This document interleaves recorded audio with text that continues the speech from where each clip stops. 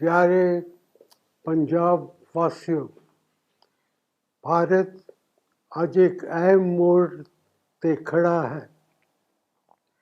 मेरी बड़ी इच्छा सी कि मैं पंजाब, उत्तराखंड, गोवा, उत्तर प्रदेश ਅਤੇ ਮਨੀਪੁਰ ਦੇ ਭੈਣਾਂ ਤੇ ਭਰਾਵਾਂ ਨਾਲ ਉੱਥੇ ਜਾ ਕੇ ਦੇਸ਼ ਅਤੇ ਸੂਬੇ ਦੇ ਹਾਲਾਤ ਬਾਰੇ ਚਰਚਾ ਕਰਾਂ।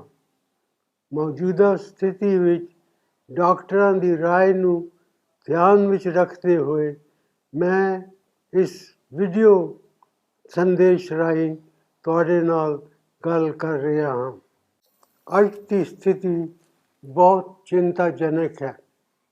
ਕਰੋਨਾ ਦੇ ਦੌਰ ਵਿੱਚ ਕੇਂਦਰ ਸਰਕਾਰ ਦੀਆਂ ਕੋਝੀਆਂ ਨੀਤੀਆਂ ਕਾਰਨ ਜਿੱਥੇ ਇੱਕ ਪਾਸੇ ਲੋਕ ਡਿੱਗ ਰਹੀ ਆਰਥਿਕਤਾ, ਵੱਧਦੀ ਮਹਿੰਗਾਈ ਅਤੇ ਬੇਰੁਜ਼ਗਾਰੀ ਤੋਂ ਪਰੇਸ਼ਾਨ ਹਨ, ਦੂਜੇ ਪਾਸੇ ਸਾਡੇ ਅੱਜ ਦੇ ਹਾਕਮ 7.5 ਸਾਲ ਸਰਕਾਰ ਚਲਾਉਣ ਦੇ ਬਾਅਦ ਵੀ ਆਪਣੀ ਗਲਤੀਆਂ ਨੂੰ ਮੰਨ ਕੇ ਉਹਨਾਂ ਵਿੱਚ ਸੁਧਾਰ ਕਰਨ ਦੀ ਬਜਾਏ ਲੋਕਾਂ ਦੀਆਂ ਸਮੱਸਿਆਵਾਂ ਲਈ ਆਪਣੇ ਪਹਿਲੇ ਪ੍ਰਧਾਨ ਮੰਤਰੀ ਪੰਡਿਤ ਜਵਾਹਰ ਲਾਲ ਨਹਿਰੂ ਨੂੰ ਜ਼ਿੰਮੇਦਾਰ ਠਹਿਰਾਉਣ ਵਿੱਚ ਲੱਗੇ ਹਨ। ਮੈਂ ਸਪਸ਼ਟ ਤੌਰ 'ਤੇ ਮੰਨਦਾ ਹਾਂ ਕਿ ਪ੍ਰਧਾਨ ਮੰਤਰੀ ਦੇ ਅਹੁਦੇ ਦੀ ਇੱਕ ਖਾਸ ਮਹੱਤਤਾ ਹੁੰਦੀ ਹੈ ਅਤੇ ਇਤਿਹਾਸ ਤੇ ਦੇਸ਼ ਦੋਸ਼ ਲਗਾ ਕੇ ਆਪਣੇ ਗੁਨਾਹ ਘੱਟ ਨਹੀਂ ਹੋ ਸਕਦੇ। ਪ੍ਰਧਾਨ ਮੰਤਰੀ ਦੇ ਤੌਰ 'ਤੇ 8-10 ਸਾਲ ਕੰਮ ਕਰਦੇ ਹੋਏ ਮੈਂ ਖੁਦ ਜ਼ਿਆਦਾ ਬੋਲਣ ਦੀ ਬਜਾਏ ਆਪਣੇ ਕੰਮ ਦੇ ਬੋਲਣ ਨੂੰ ਤਰਜੀਹ ਦਿੱਤੀ। ਅਸੀਂ ਆਪਣੇ ਸਿਆਸੀ ਲਾਭ ਲਈ ਕਦੇ ਦੇਸ਼ ਦੀ ਵੰਡ ਨਹੀਂ ਕੀਤੀ, ਕਦੇ ਸੱਚ ਤੇ ਪਰਦਾ ਪਾਉਣ ਦੀ ਕੋਸ਼ਿਸ਼ ਨਹੀਂ ਕੀਤੀ, ਕਦੇ ਦੇਸ਼ ਅਤੇ ਅਹੁਦੇ ਦੀ ਸ਼ਾਨ ਨੂੰ ਘੱਟ ਨਹੀਂ ਹੋਣ ਦਿੱਤਾ। ਹਰ ਮੁਸ਼ਕਲ ਦੇ ਬਾਵਜੂਦ ਅਸੀਂ ਅੰਤਰਰਾਸ਼ਟਰੀ ਪੱਧਰ 'ਤੇ ਭਾਰਤ ਅਤੇ ਭਾਰਤੀਆਂ ਦਾ ਮਾਣ ਵਧਾਇਆ।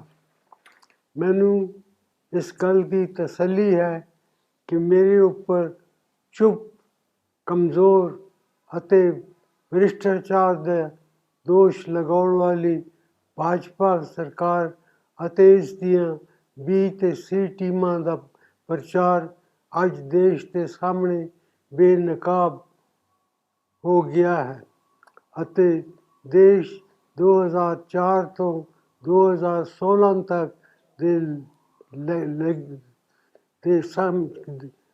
ਤੱਕ ਦੇ ਸਾਡੇ ਚੰਗੇ ਕੰਮਾਂ ਨੂੰ ਯਾਦ ਕਰ ਰਿਹਾ ਹੈ।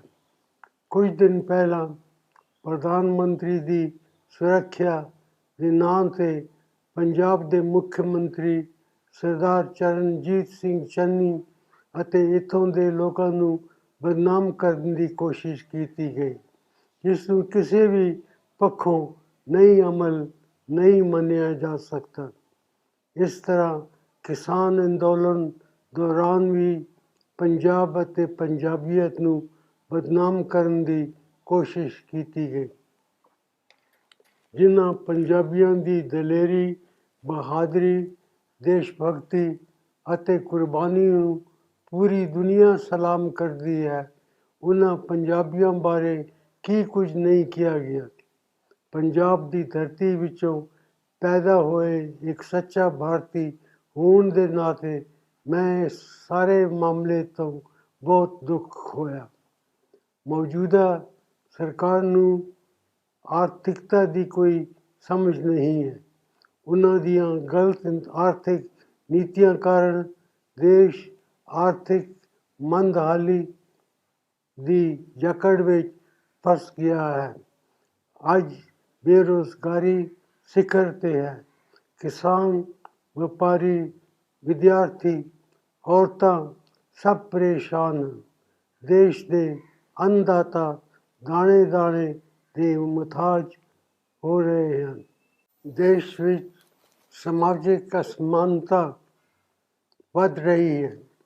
ਲੋਕਾਂ 'ਤੇ ਕਰਜ਼ਾ ਲਗਾਤਾਰ ਵੱਧ ਰਿਹਾ ਹੈ, ਜਦ ਕਿ ਕਮਾਈ ਘਟ ਰਹੀ ਹੈ, ਜਿਸ ਨਾਲ ਅਮੀਰ ਹੋਰ ਅਮੀਰ ਹੋ ਰਹੇ ਹਨ ਅਤੇ ਗਰੀਬ ਹੋਰ ਗਰੀਬ ਹੋ ਰਹੇ ਹਨ। ਪਰ ਇਹ ਸਰਕਾਰ ਦੇ ਅੰਕੜਿਆਂ ਦਾ ਧੋਖਾ ਕਰਕੇ ਸਭ ਕੁਝ ਚੰਗਾ ਦੱਸ ਰਹੀ ਹੈ। ਇਸ ਸਰਕਾਰ ਦੀ ਨੀਤੀ ਅਤੇ ਨੀਅਤ ਦੋਨਾਂ ਵਿੱਚ ਖੋਟ ਹੈ। ਹਰ ਨੀਤੀ ਵਿੱਚ ਸਵਾਰਥ ਹੈ ਅਤੇ ਨੀਅਤ ਵਿੱਚ ਨਫ਼ਰਤ ਅਤੇ ਵੰਡ। ਆਪਣੇ ਸਵਾਰਥ ਨੂੰ ਸਾਬਿਤ ਕਰਨ ਲਈ ਲੋਕਾਂ ਨੂੰ ਜਾਤ, ਧਰਮ ਅਤੇ ਖੇਤਰ ਦੇ ਨਾਂ 'ਤੇ ਵੰਡਿਆ ਜਾ ਰਿਹਾ ਹੈ। ਉਹਨਾਂ ਨੂੰ ਆਪਸ ਵਿੱਚ ਲੜਾਇਆ ਜਾ ਰਿਹਾ ਹੈ। ਇਸ ਸਰਕਾਰ ਦਾ ਨਕਲੀ ਰਾਸ਼ਟਰਵਾਦ ਜਿੰਨਾ ਖੋਖਲਾ ਹੋਵੇਗਾ, ਓਨਾ ਹੀ ਖਤਰਨਾਕ ਹੈ। ਉਹਨਾਂ ਦਾ ਰਾਸ਼ਟਰਵਾਦ ਅੰਗਰੇਜ਼ੀ ਦੀ ਪਾੜੋ ਅਤੇ ਰਾਜ ਕਰੋ ਦੀ ਨੀਤੀ 'ਤੇ ਟਿਕਿਆ ਹੋਇਆ ਹੈ। ਜਿਹੜਾ ਸੰਵਿਧਾਨ ਸਾਡੇ ਲੋਕਤੰਤਰ ਦਾ ਆਧਾਰ ਹੈ, ਉਸ ਸੰਵਿਧਾਨ 'ਤੇ ਇਸ ਸਰਕਾਰ ਨੂੰ ਜ਼ਰਾ ਵੀ ਭਰੋਸਾ ਨਹੀਂ ਹੈ। ਸੰਵਿਧਾਨਿਕ ਸੰਸਥਾਵਾਂ ਨੂੰ ਲਗਾਤਾਰ ਕਮਜ਼ੋਰ ਕੀਤਾ ਜਾ ਰਿਹਾ ਹੈ। ਮਸਲਾ ਸਿਰਫ ਦੇਸ਼ ਦੇ ਅੰਦਰਲੀ ਸਮੱਸਿਆ ਦਾ ਨਹੀਂ, ਇਹ ਸਰਕਾਰ ਵਿਦੇਸ਼ ਨੀਤੀ ਦੇ ਮੋਰਚੇ 'ਤੇ ਵੀ ਪੂਰੀ ਤਰ੍ਹਾਂ ਫੇਲ ਸਾਬਤ ਹੋਈ ਹੈ। ਚੀਨੀ ਫੌਜੀ ਪਿਛਲੇ 1 ਸਾਲ ਤੋਂ ਸਾਡੀ ਪਵਿੱਤਰ ਧਰਤੀ 'ਤੇ ਬੈਠੇ ਹਨ, ਪਰ ਇਸ ਪੂਰੇ ਮਾਮਲੇ ਨੂੰ ਦਬਾਉਣ ਦੀ ਕੋਸ਼ਿਸ਼ ਕੀਤੀ ਜਾ ਰਹੀ ਹੈ। ਪੁਰਾਣੇ ਦੋਸਤ ਲਗਾਤਾਰ ਸਾਡੇ ਨਾਲੋਂ ਟੁੱਟਦੇ ਜਾ ਰਹੇ ਹਨ ਅਤੇ ਨਾਲ ਹੀ ਗੁਆਂਢੀ ਦੇਸ਼ਾਂ ਨਾਲ ਵੀ ਸਾਡੇ ਸੰਬੰਧ ਵਿਗੜਦੇ ਜਾ ਰਹੇ ਹਨ।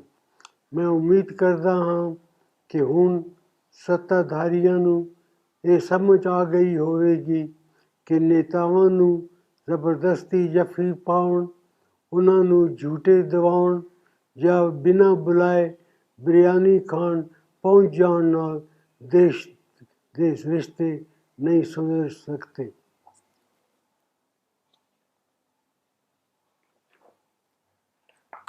ਸਰਕਾਰ ਨੂੰ ਇਹ ਵੀ ਸਮਝ ਲੈਣਾ ਚਾਹੀਦਾ ਹੈ ਕਿ ਆਪਣੀ ਸੂਰਤ ਬਦਲਣ ਨਾਲ ਸੀਰਤ ਨਹੀਂ ਬਦਲਦੀ। ਜੋ ਵੀ ਸੱਚ ਹੈ ਉਹ ਹਮੇਸ਼ਾ ਕਿਸੇ ਨਾ ਕਿਸੇ ਰੂਪ ਵਿੱਚ ਸਾਹਮਣੇ ਆ ਹੀ ਜਾਂਦਾ ਹੈ। ਵੱਡੀਆਂ ਵੱਡੀਆਂ ਗੱਲਾਂ ਕਰਨਾ